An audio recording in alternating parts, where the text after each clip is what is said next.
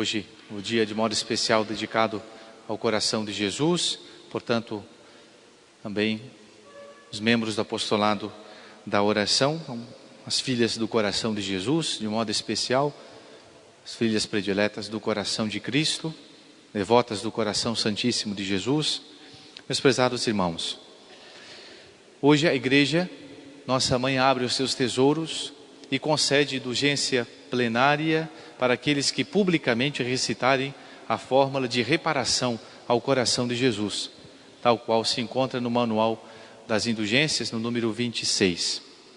Gostaria de refletir rapidamente sobre alguns pontos dessa oração que foi composta pela igreja e que é tão importante que nós rezemos nesse dia para lucrarmos a indulgência plenária.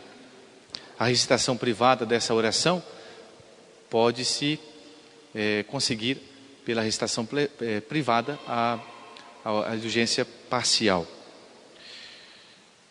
E essa oração começa dizendo assim: Docíssimo Jesus, cuja infinita caridade para com os homens é por eles tão ingratamente correspondida, com esquecimentos, friezas e desprezos. Coração de Jesus, que tem uma infinita caridade para conosco. Sempre se representa o coração de Jesus com uma chama em cima, para indicar essa caridade que é infinita, o amor de Deus por nós.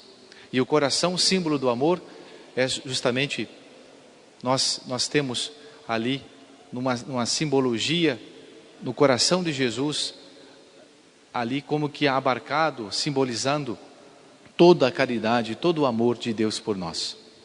Basta nós lembrarmos o que fez Jesus por nós, vir à terra, se fazer um de nós, em tudo semelhante a nós, menos no pecado, e morrer na cruz por nós. E mais ainda, o coração de Jesus, que está presente também no Santíssimo Sacramento. Então, a infinita caridade de Deus por nós. E como essa infinita caridade, nós correspondemos tão mal. E correspondemos ingratamente com esquecimentos, friezas e desprezos. Dizia o beato Manuel Gonzalez: se nós quisermos ver o fervor de uma paróquia, basta nós olharmos para a devoção que se tem naquela paróquia ao coração de Jesus. Se nós cuidamos não só da imagem do coração de Jesus, mas se nós temos fiéis paroquianos que são devotos de fato do coração que tanto nos ama. E essa oração continua dizendo: eis-nos aqui prostrados na vossa presença para vos desagravarmos. Nossa paróquia, graças a Deus, tem uma grande devoção ao coração de Jesus. Tanto que se pensou, logo depois da criação da administração apostólica, em colocar como padroeiro dessa paróquia o coração de Jesus. E exatamente graças ao empenho de dois grandes sacerdotes, Monsenhor Francisco e Padre José Paulo, nós temos uma grande devoção à novena reparadora do coração de Jesus. Um grande número de pessoas se confessa e comunga em desagravo ao coração de Jesus. Não apenas o apostolado da oração, grupo dedicado ao coração de Jesus, mas também muitos paroquianos, inclusive paroquianos que moram nas capelas, não só nos limites aqui da cidade, mas também nos distritos. Então, a devoção que temos ao coração de Jesus. Vamos desagravar o coração de Jesus, sobretudo, não só na primeira sexta-feira, mas com a nossa vida, sendo fiel a nosso Senhor.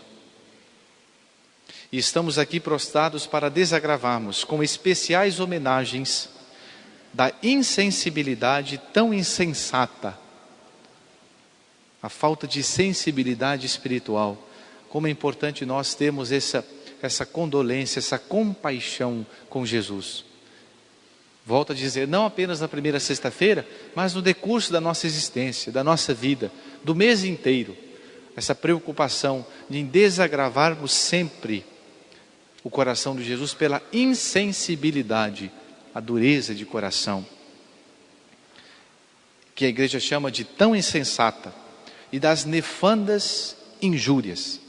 Nefandas é algo que é um crime, um pecado, algo que é feito e que tem muita maldade. Isso é algo nefando, algo que é muito ruim. Quando nós olhamos para a nossa vida e vemos os nossos pecados, essas coisas são nefandas ao coração de Jesus que tanto nos ama.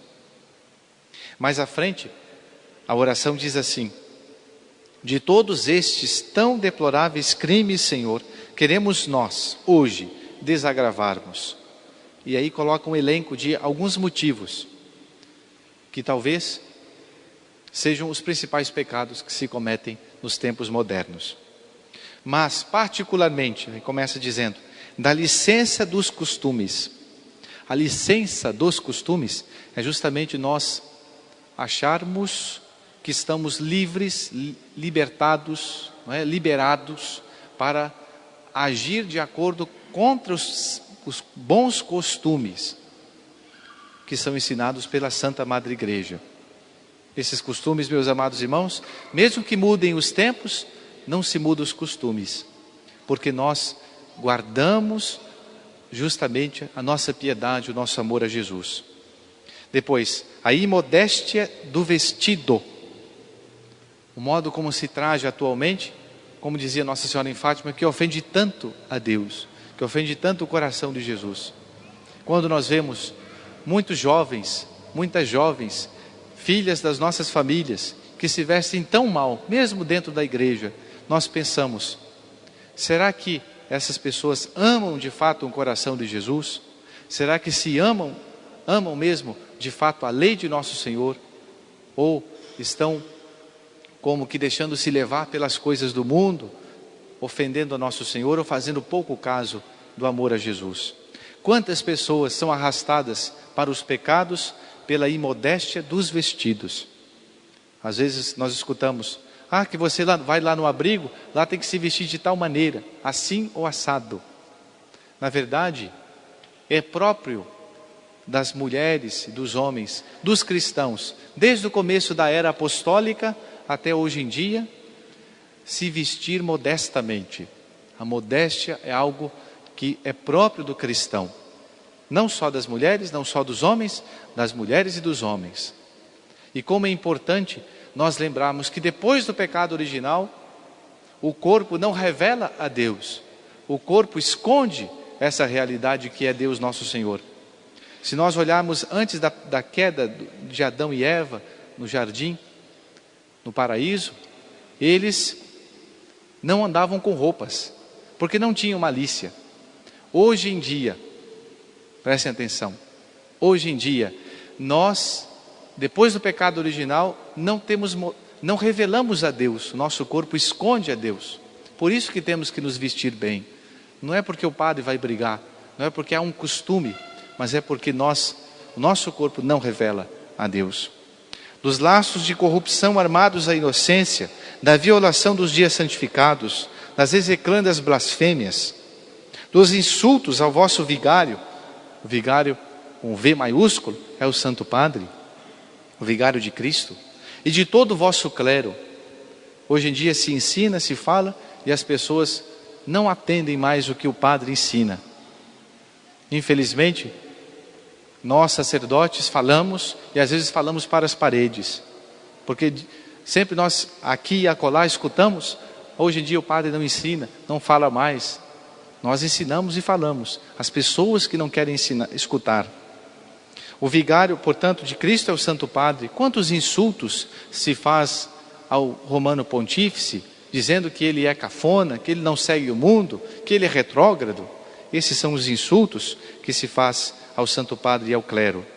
Dos desprezos e das horrendas e sacrílegas profanações do sacramento do divino amor. Como o Santíssimo Sacramento é desprezado, e não só desprezado, mas profanado, com comunhões mal feitas, com comunhões tíbias, com a falta de preparação e com a devida ação de graças na comunhão. E enfim, dos atentados e rebeldias das nações contra os direitos e o magistério da vossa igreja, diz essa oração. Hoje em dia nós assistimos no mundo inteiro, na comunidade internacional, leis que são assinadas, que são aprovadas pelos governantes, que vão de frente com o Evangelho, que vão de frente com a lei de nosso Senhor. Por exemplo, as leis que favorecem o casamento de pessoas do mesmo sexo, as leis que favorecem o aborto, as leis que, portanto, são um verdadeiro atentado à família cristã. Ó, se pudéssemos lavar com o nosso próprio sangue tantas iniquidades. Então, nesses dias, devotos do coração de Jesus, ainda que nós não demos o nosso sangue para lavar esses pecados, que são os nossos pecados, que, portanto, pelo menos nós nos arrependamos sinceramente das nossas faltas em desagravo ao coração de Jesus. Louvado seja nosso Senhor Jesus Cristo.